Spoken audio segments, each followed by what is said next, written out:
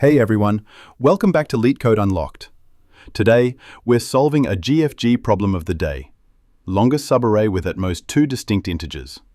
This problem is a great example of the sliding window technique, frequently used in interview rounds.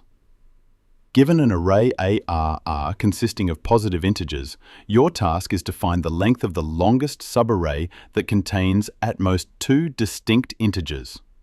For example, in 212, the longest valid subarray is 212 with length 3. We'll use the sliding window technique with two pointers I and j. Expand the window by moving j to the right. Keep a hash map to track the frequency of elements inside the window. If the window has more than two distinct elements, shrink it from the left by moving I forward. Track the maximum window size during the process. Let's walk through the code step by step. We start by initializing two pointers, left and right both set to 0. These define our current window within the array. We also initialize a hash map called freqmap to keep track of how many times each number appears in the current window. Next, we use a while loop to iterate as long as right is within the bounds of the array.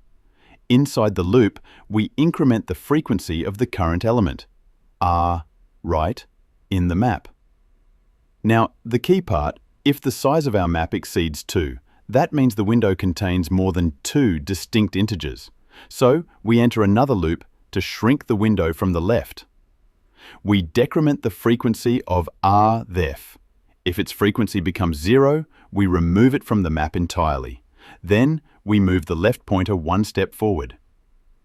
After handling this constraint, we update our max length variable by taking the maximum of its current value and the window size, which is right, left, plus 1. Finally, we increment right to continue expanding the window. At the end, we return max length, which holds the length of the longest valid subarray found. Input r equals 12134.